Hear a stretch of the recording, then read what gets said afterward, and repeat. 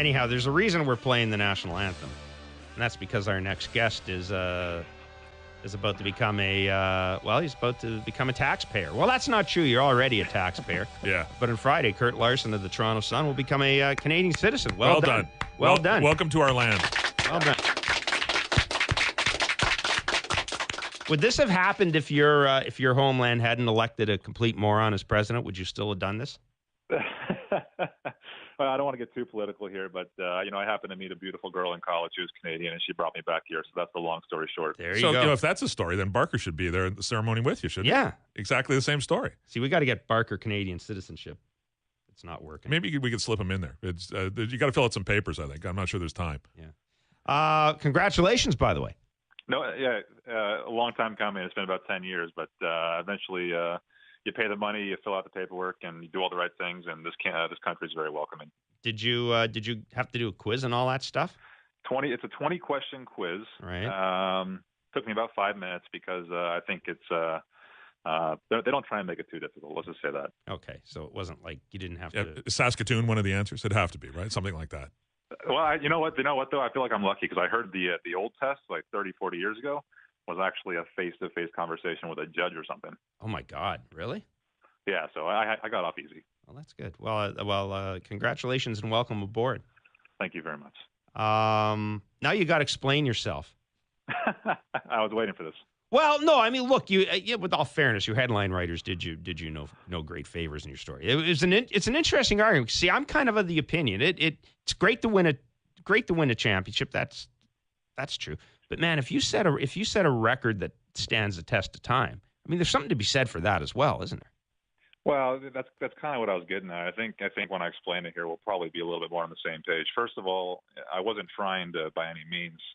And I didn't write that MLS Cup doesn't mean anything or that the Supporters Shield, which is handed out the regular season winner, means more than an MLS Cup because I think an MLS Cup for this city, if TFC can win it, it's going to do much more than, if TFC wins the league, which they're going to. What I was just trying to say is that if you have, in sports for me, if you can do something that nobody else has and it's a record that stands the test of time, like you said, and 30, 40, 50 years from now, somehow TFC still has the best season ever, least amount of losses, most points.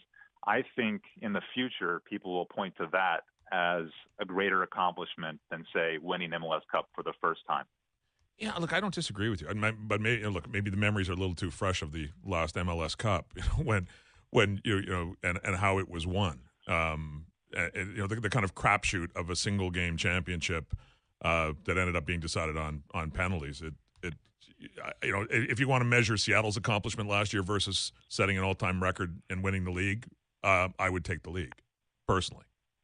Yeah, well, for me, the MLS Cup this year is going to be big in the sense that, listen, the casual fan who's watching this match, which is probably going to, if they get there, which is watching this match, 3/4 of them aren't going to really care that TFC set a record. They aren't going to care that, TFC won the Supporters Shield. For those people, the way to bring those people in and get them behind the team is to win an MLS Cup and win a championship in that one-off final that's so exciting. But I think if you ask a lot of fans, and I have, it's a lower percentage, about a quarter of the people I've asked or I've polled just through Twitter and various conversations have said that they agree that, the run that TFC has been on and the way they've won games and going after this record now, it's brought a lot of attention, and they actually think it might be more meaningful in the future than winning the championship right now. Now, you point out in your column a couple of days ago, too, that just the way that Toronto FC has dominated this season. It's sort of what they're on, what they're on pace to do. Like, this is going to be it could be the most dominant season this league has seen, to put it bluntly. It could be the most dominant season we're ever going to see. I mean, it's a league that's built on parity, unless for some reason the format switches in the future and the league lets teams, start spending $50 million on their rosters. Then, I don't think we're ever going to see anything like this. And it's one of the most remarkable things is TFC hasn't really been in a lot of close games, in my opinion. Yeah, they've lost 3 times. One of those losses was without key players on the road. Mm-hmm. But a lot of the games, they haven't really been in question. They've been in control. They've gone on the road and won big. They've won games without players. At home, I think they're outscoring teams something like 35-6. It's been ridiculous and something we've never seen in this league before. And a lot of league pundits now are starting to say that even without a championship, this is probably the best team to ever play in Major League Soccer's 22-year history. So where is there, Kurt? Is there any? Okay, let's find the dark cloud here. If they cruise through this season, finish this season as essentially untested, which is kind of what we're talking about, that they have, they have won many games that were not close. They have they've dominated the league in a way that no one's ever dominated before. Are there any kind of pitfalls as we get into the playoffs because of that? Rather, that they didn't have to break a sweat during the regular season.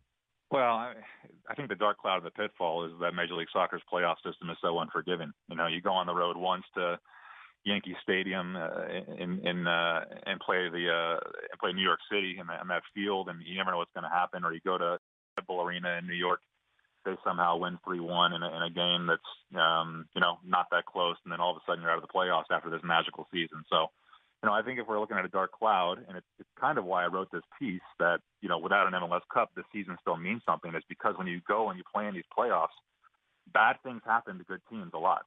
You don't really see the Supporters Shield winner win MLS Cup all that often. So it's something that fans going into these playoffs, they're going to be wary of.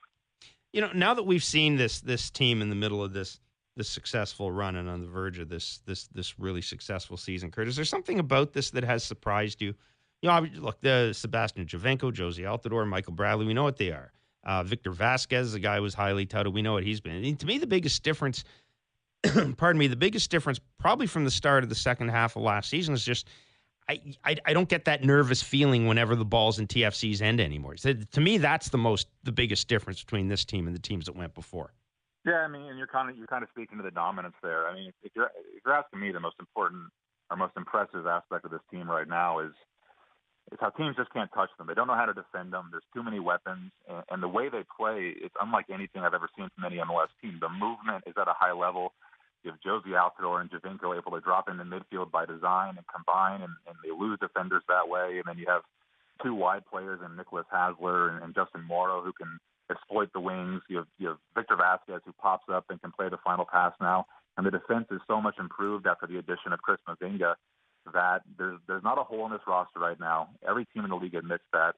They always talk about how TFC is the best team in the league, and quite frankly, I think teams are puzzled whenever they come to BMO Field about how to play against this team. Kurt, what do you think? Obviously they were within a hair of winning the championship last year and should have won it last year. Should have won the MLS Cup. What happens? And look, this team has been incredibly well supported since the day it arrived. It was supported through some god awful seasons. It is a part of the sports fabric of this city. So none of that kind of knee jerk, what's it going to mean to soccer stuff. But it will be, there's still kind of a tipping point aspect, isn't there? If this team does complete the run this year, wins that championship, you bring a lot of casual people in for that one game, watching it on television. Yeah, where does it go, Kurt? I think the tipping point is just whether or not this goes truly mainstream or not. Yeah, people like to talk about it being mainstream right now. It's still not. Listen, it's much bigger than it was even 3 or 4 years ago. We're talking about 28,000 fans at a game now. I never thought that was going to be possible even 4 or 5 years ago when the stadium was much smaller. But still, the tipping point has to be winning an MLS Cup on national TV, doing it convincingly, with all these people, millions watching, and finally, truly getting over that hump. Like I said, the season's not going to be lost if they don't do it. It's just that you're going to lose all those casual viewers that are really just tuning in for that one moment. Kurt, listen, we're going to let you run. Really appreciate you doing this. It was a piece that got a lot of people talking, and all kidding aside, congratulations on Friday, and well done. All right. Thanks a lot, guys.